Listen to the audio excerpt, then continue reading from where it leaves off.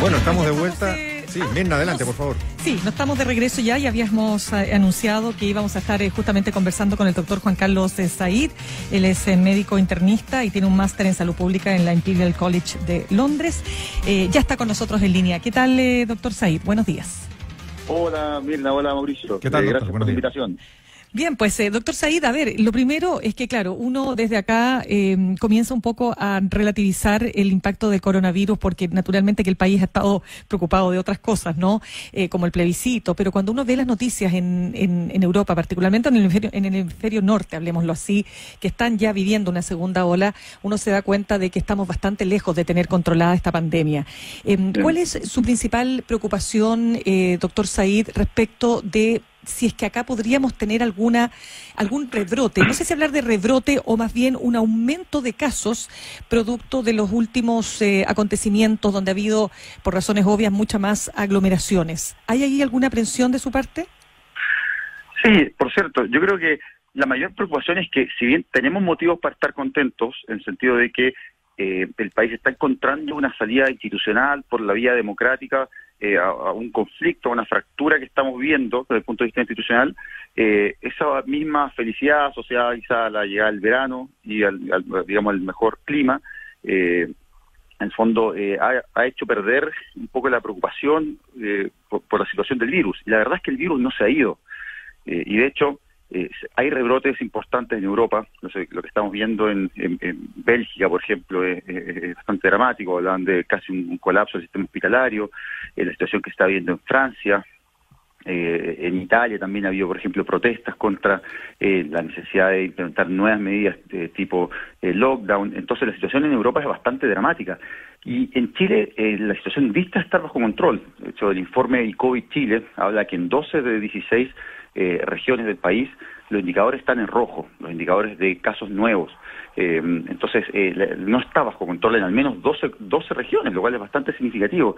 Y en algunas es particularmente preocupante. En Magallanes, en la Araucanía, de hecho la tasa de casos en Magallanes es 10 veces la que hay en Santiago. Entonces hoy vivimos una situación, entre comillas, de tranquilidad, porque hay regiones que quizás las vemos tan lejanas desde Santiago como Europa. Así de sencillo, porque si lo que está pasando en Magallanes estuviera pasando en Santiago, estaríamos realmente con esto en los titulares de los diarios todos los días y hablando de esto todos los días, porque tendríamos un equivalente de 10.000 casos activos solo en Santiago, ¿no? O sea, en el fondo, si tuviéramos la misma tasa de casos que estamos viviendo en Punta Arenas.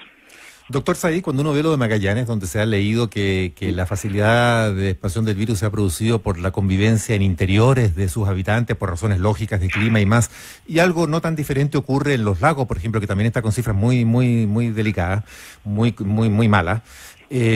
Y revisa lo que ha pasado con mucho caudal que se ha hecho de festejos populares más nacionales, como Fiestas Patrias, que se dijo tanto, y Fondéate en tu casa, y al final no pasó nada después de Fiestas Patrias, al menos nada de lo que tomar nota con drama, digamos, no se produjo un rebrote ni algo así.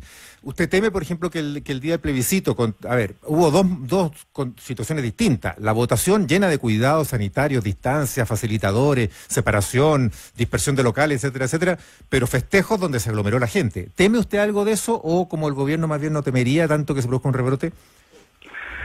Yo creo que efectivamente hubo una buena gestión del plebiscito, en el sentido de que se logró generar un clima de seguridad que permitió que mucha gente votara, incluso la misma o más que en la última presidencial, lo cual es un punto para el gobierno, efectivamente.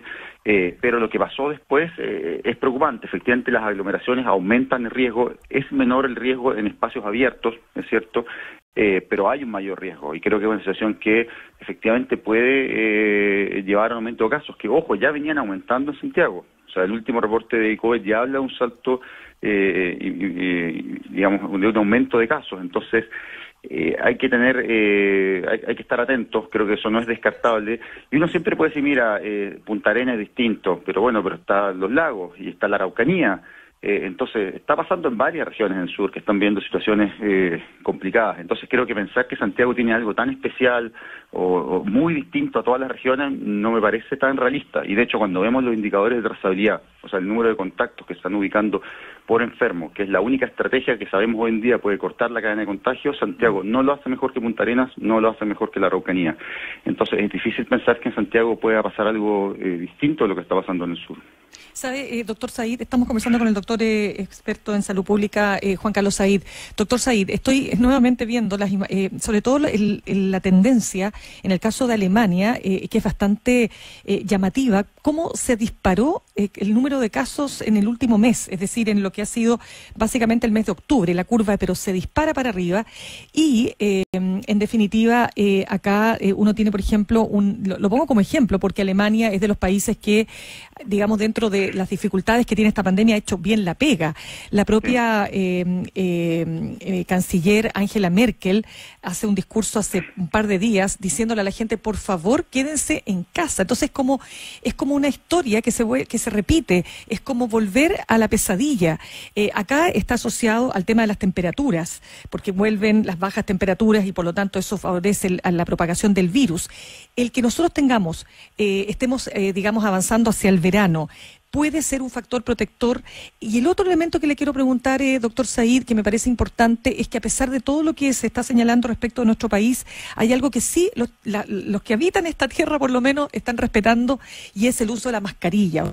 Pudo ver eso en cada uno de los centros de votación, en las ferias libres. Es decir, si hay algo que sí saben hacer los ciudadanos de este país es ponerse la mascarilla, por lo menos lo quiero destacar para ver la parte buena dentro de todas las dificultades que ha habido. Eso es lo que quiero plantearle. ¿Usted ve por ahí que las temperaturas que son más altas nos van a ayudar, nos van a proteger de alguna manera?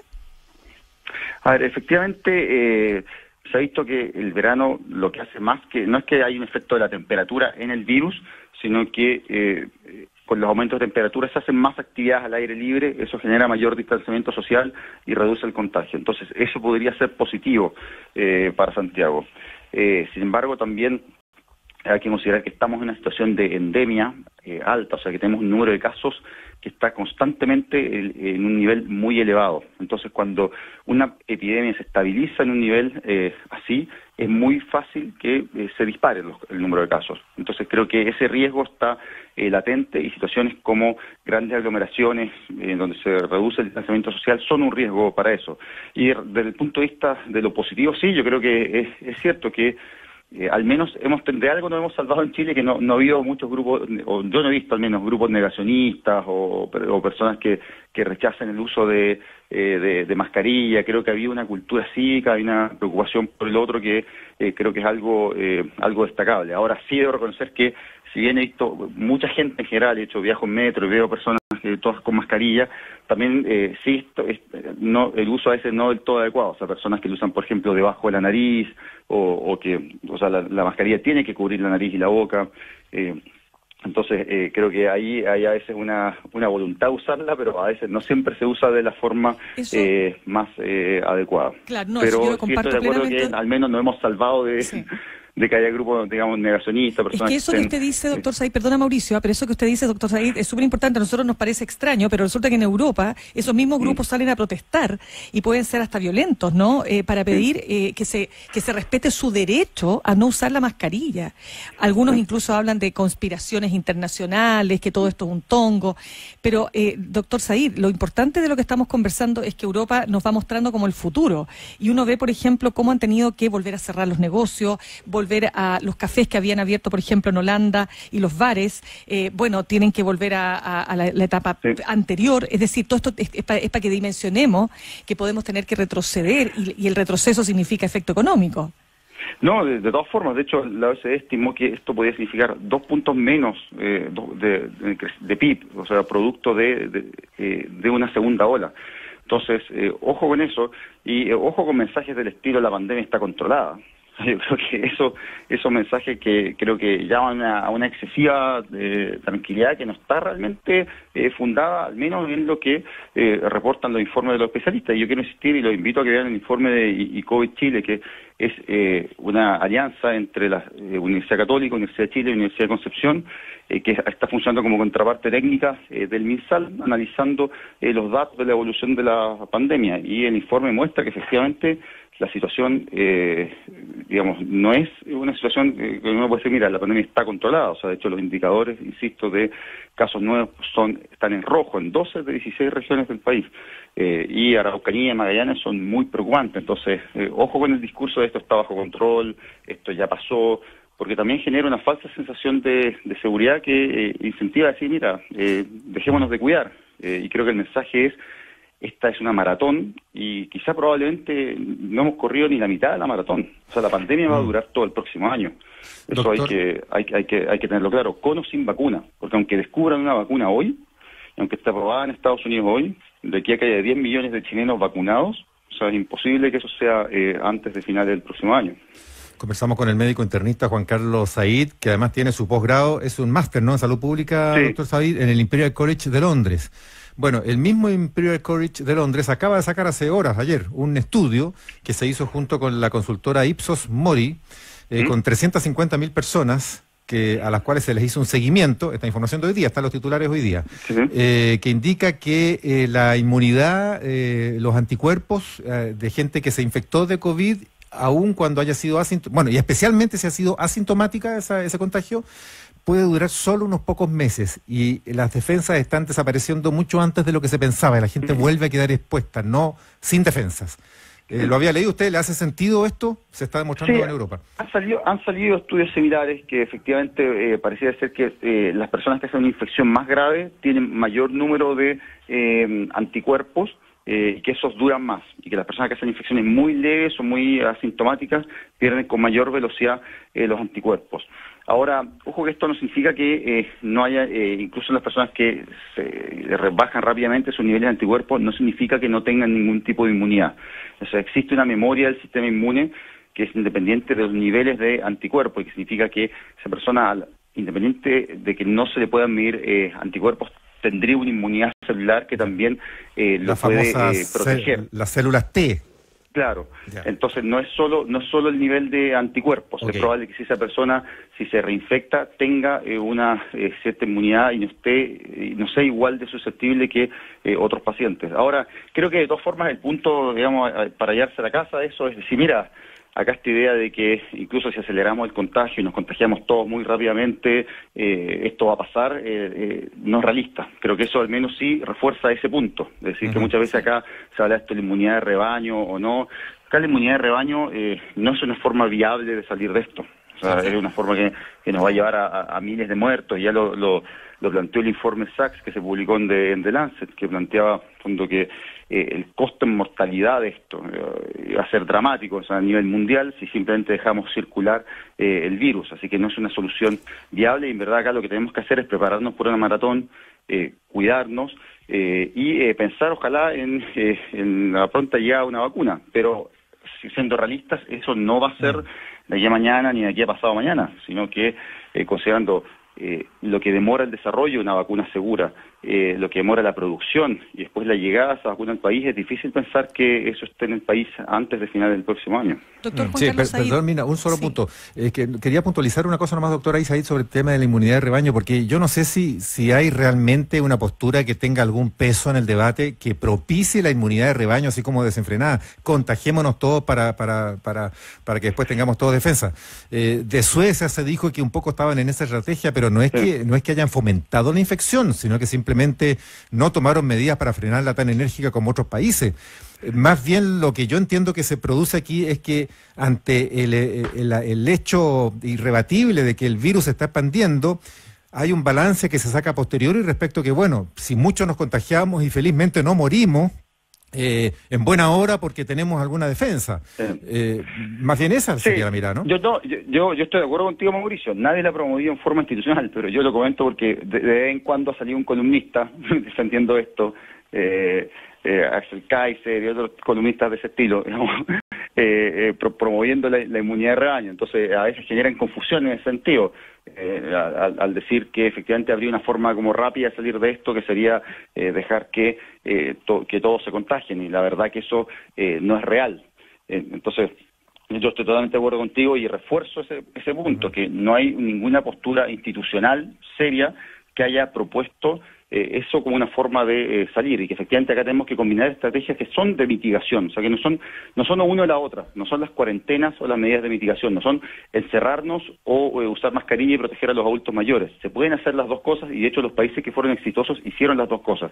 Hicieron medidas de supresión, es decir, hicieron cuarentenas intensas que lograron bajar rápidamente la carga del virus, y después mantuvieron medidas que fueron de mitigación, que es decir, mantener las protecciones de adultos mayores, uso de mascarillas, el distanciamiento social. O sea, son medidas complementarias que los países que las implementaron simultáneamente y en gran medida, y el ejemplo paradigmático en esto es Nueva Zelanda, lograron un mejor control de la pandemia. Y hoy en día lo que tiene que hacer Chile, evidentemente, es en lo posible evitar retornar a cuarentenas. Nadie quiere las cuarentenas per se, sino que las cuarentenas siempre debieron ser vistas como una forma de ganar tiempo para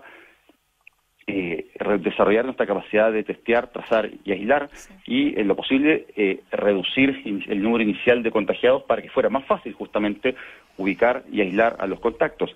Ahora, todavía estamos al debe ahí en la trazabilidad, y eso es lo preocupante, y eso es quizá el gran signo de interrogación y la gran incertidumbre que tenemos respecto a poder prevenir un rebrote en Santiago. La trazabilidad de Santiago, insisto en esto, no es mejor que la de Punta Arenas. Ubicamos apenas 2 contactos por enfermo, y ojo, que incluso en las comunas de alto ingreso, Vitacura, Las Condes, es mala también, lo cual es llamativo, porque hoy la trazabilidad está en manos de los alcaldes en las comunas. Entonces yo también haría un llamado a eso, porque pensemos que, por ejemplo, comunas como Renca les va mucho mejor en trazabilidad, y son comunas de menor ingreso. Entonces acá hay algo también de la gestión municipal que está marcando una diferencia en cómo se está gestionando la pandemia. Sí, doctor Said, se nos va acabando el tiempo, pero una pregunta obligada es la siguiente, porque ya el Ministerio de Salud ha detallado cuál va a ser el protocolo para el uso de piscinas públicas, también privadas, en los condominios. Yo quisiera preguntarle si existe algún riesgo de contagiarse en el agua de la piscina. Por ejemplo, no sé, ¿es suficiente el cloro